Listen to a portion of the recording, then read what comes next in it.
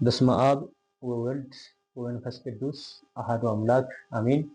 በክርስቶስ ክርስቲያን በወልድ ልጅ በመንፈስ ቅዱስ ደግሞ መንፈሳውያን የተሰኛችሁ የእግዚአብሔር ቤተሰቦች የእናታችን የቅድስተ ቅዱሳን የድንግል ማርያም የአስራት በኩራት ልጆች የአባቶቻችን የጻድቃን የሰማዕታት ወዳጆች በያላችሁበት የእግዚአብሔር ሰላምታ ይድረሳችሁ እያልኩኝ በዚህ በሰሙነ ሕማማት አንዳንድ ምዕመናን የሚወዛገቡበት ጥያቄዎች ስላሉ ነውና እነዛን ለመመለስ ነው ይህንን ለማለት የፈለኩኝ። ምንድነው አንደኛ ማማተብ ይቻላል ወይ? በዚህ በሰሙነ ሕማማት ውስጥ ማማተብ ይቻላል ወይ? ሁለተኛ ደግሞ የሚጠይቁት ጥያቄ ምንድነው መስገድ ይቻላል ወይ? መስገድ ይቻላል ወይ ሲባል በሌላ ቀን መስገድ ይቻላል። በግዝት በዓላት ማለትም በቅዳሜ በእሁድ በ12 እና በ21 እንዲሁም በ29 ቢውል መስገድ ይቻላል ወይ የሚልና ሰላምታ መስጣታት ወይም ደግሞ መጨባበጥ ይቻላል ወይ የሚል አይነት ጥያቄዎች ይጠየቃሉና ምንድነው መነሻውስ ምንድነው የሚለውን እያየን እስኪ አባቶቻችን እንዳስተማሩ የቤተክርስቲያን አስተምሮት ምንድነው የሚለውን እያልን እንመልሰዋለን ማለት ነው። ከአንደኛው ብንጀምር እጅ መነሳሳት ወይም ደግሞ በዚህ በሰሙነ ሕማማት ውስጥ ማለትም ከሰኞ እስከ አርብ ባለው ቀን ውስጥ መጨባበጥ ይቻላል ወይ የሚሉ ምዕመናን አሉና ምንድነው አንደኛ በዚህ ሰሙነ ሕማማት ውስጥ የምናስበው ሁለት ነገር ነው። በዚህ በሰሙነ ሕማማት ውስጥ የምናስበው ሁለት ነገር ነው። በዕለተ እሁድ ሆሳዕና ተከብሮ ከሰዓት ከ6 ሰዓት ጀምሮ ሕማማት ይገባል ማለት ነው። ይሄ ማለት ከሰኞ ጀምሮ እስከ አርብ 5 ቀናት አሉ። እሁድ ደግሞ ተኩል ወይም ደግሞ ግማሽ ቀን አለ። 5 ቀን ተኩል ይሆናል ማለት ነው። ይሄ 5500ውን ዘመን የሚያስታውሰን ስለሆነ ኦሪቱን እናስባለን ማለት ነው። በዚህ ሰሞን አንደኛ ኦሪቱን እናስባለን። ሁለተኛ ደግሞ የምናስበው ነገር የጌታን ስቃይ ጌታ ለኛ ሲል የተቀበለውን መከራ ነው የምናስበው ማለት ነው። ስለዚህ እነኚህ ምርኩዝ አድርገን ነው እነኚህን ነገር ማድረግ ይቻላል ወይስ አይቻልም ብለን መናገር የምንችለው ማለት ነው። እንግዲህ ምንድነው አንደኛው ማማተብ ማነው መጨባበጥ ይቻላል ወይ እጅ መነሳሳት ይቻላል ወይ ለሚለው ነው። ይሄ ምንድነው ምዕመናን ከምን አንስቶ ነው ይሄንን የሚጠይቁት? በዕለተ ረቡዕ እንግዲህ ይሁዳ ከአይሁዶች ጋር ተማክሮ ጌታችን መድኃኒታችን ኢየሱስ ክርስቶስ በ30 ዲናር ለውጦታል። በዕለተ ሐሙስ ጌታችን መድኃኒታችን ኢየሱስ ክርስቶስን ለይቶ እጁን ነስቼ ስሜ የማልፈው ሰው እሱ ኢየሱስ ክርስቶስ ነው ብሎ ስለተናገረ ይሁዳ ክርስቶስን እጅ ነስቶ ስለሸጠው እኛ እጅ ብንጨባበጥ ወይም ሰላምታ ብንሰጣት እንደ ይሁዳ እንሆናለን ብሎ ነው የሚያስቡት ማለት ነው ሰዎች። ግን ይሄ አስተምሮት በቤተክርስቲያን አስተምሮት ውስጥ የለም ማለት ነው። ይሁዳ ነው፣ እኛም ሰዎች ነን ማለት ነው። እኛ ነን። ለምሳሌ እኔ ራሴን ነው የምወክለው፣ ይሁዳም ራሱን ነው የሚወክለው ማለት ነው። ይሁዳ ክርስቶስን ሸጠ ማለት እኔ ክርስቶስን አሳልፌ እሰጣለሁ ማለት አይደለም። ግን ምንድነው እዚህ ጋር ማስተዋል ያለብን በዚህ በዮሐንስ ወንጌል ላይ ጌታችን መድኃኒታችን ኢየሱስ ክርስቶስ እግዚአብሔርን እወዳለሁ የሚል ግን ወንድሙን የሚጠላ እሱ ሐሰተኛ ነው ይላል።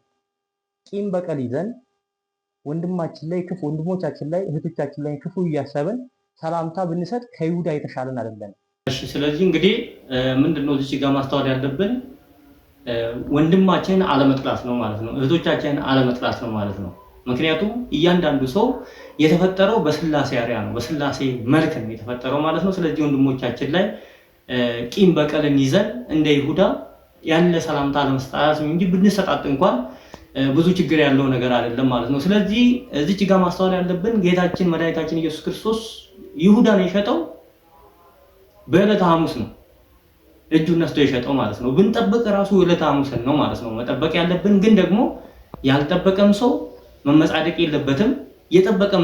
ያልጠበቀም ሰው ኃጢአተኛ ነኝ ብሎ ራሱን እንትን ማለት የለበትም ማለት ነው። ስለዚህ መጠበቅም እኔ ንጹህ ነኝ ብሎ ራሱን መካብ የለበትም የጠበቀም ሰው ማለት ነው። ያልጠበቀም ሰው ደግሞ እኔ ኃጢአተኛ ነኝ ብሎ ራሱን የማይሆን ነገር ውስጥ መክተት የለበትም ማለት ነው።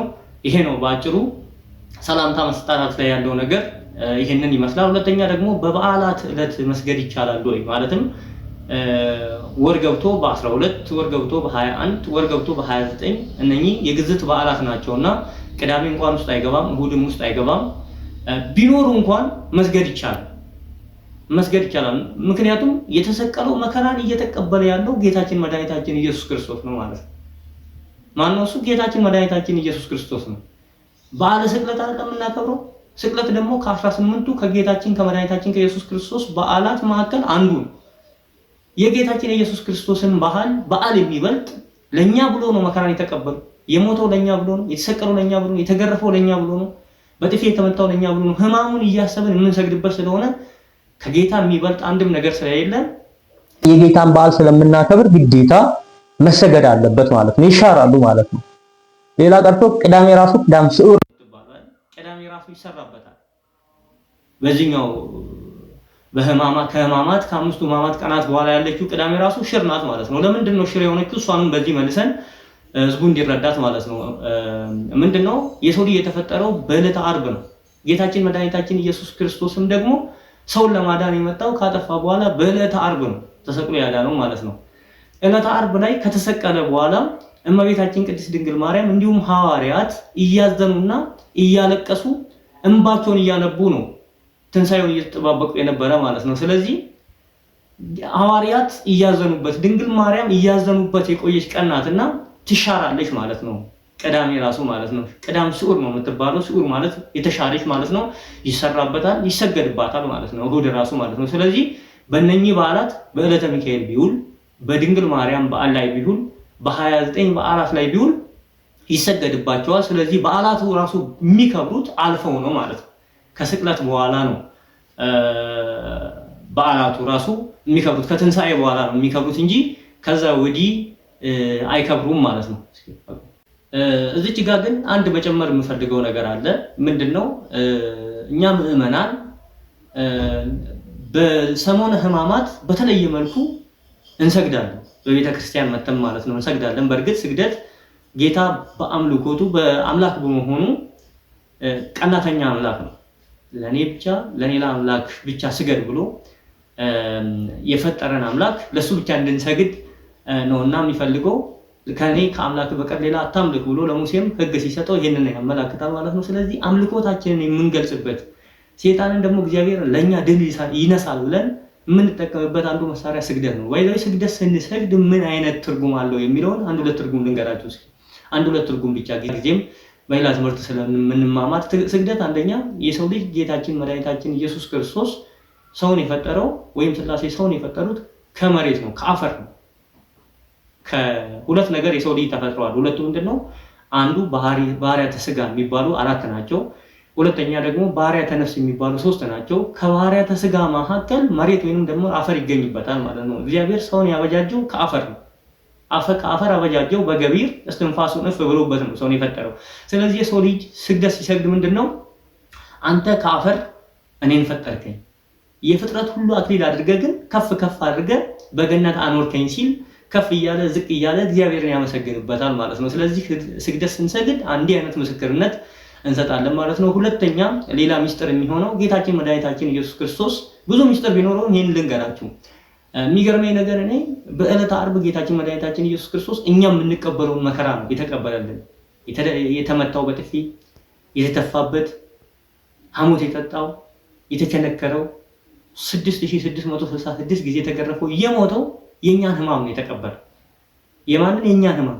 ስለዚህ ለኔ ብለህ ወድቀሃል፣ ለኔ ብለህ ተነስተሃል፣ ለኔ ብለህ መከራ ተቀበላል ስንል ወድቀን እንነሳለን ማለት ነው። የጌታን እሱ ለኛ ያደረገልንን ነገር እንመሰክራለን ማለት ነው።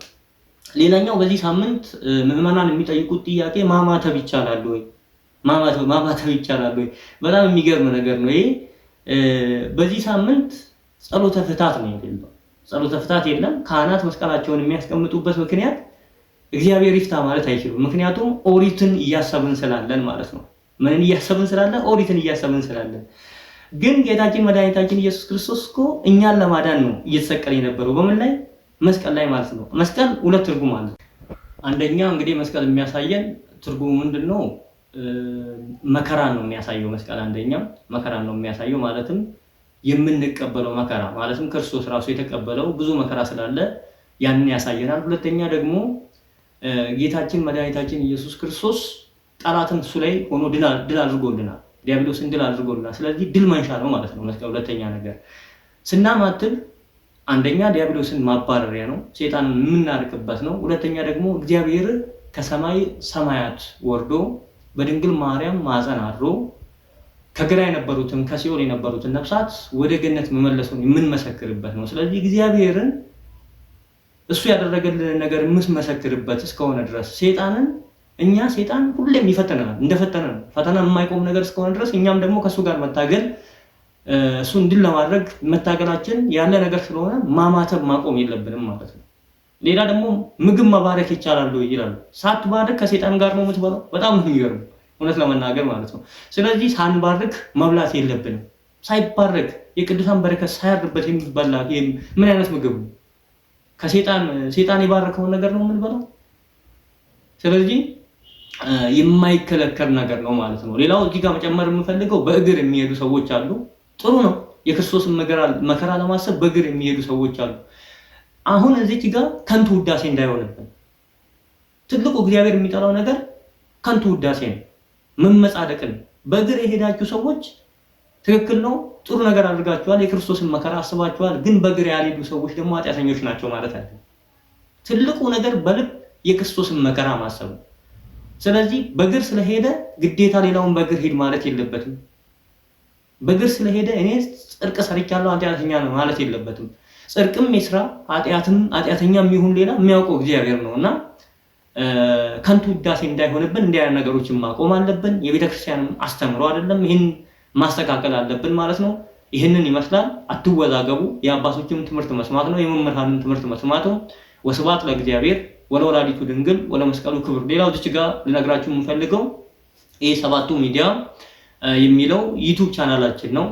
እዚህ ሚዲያ ላይ አዳዲስ ሰዎች ሰብስክራይብ እያደረጋችሁ የደውል ምልክቷን እየተጫናችሁ ቤተሰብ እንድትሆኑ ደግሞ ለሌላም ሰው ለጓደኞቻችሁ እንዲደርስ ይሄ ነገር ብዙ ሰዎችን የሚያወዛግብ ነገር ስለሆነ እንዲማሩበት ተምረውም ደግሞ እንዲድኑበት በተግባርም እንዲያሳዩበት ፍሬ እንዲያፈሩበት ላይክ ሼር እያደረጋችሁ ለነሱ እንዲዳረስ ማድረጉን እንዳትረሱ። እግዚአብሔር ትህትና ጠይቃለሁ።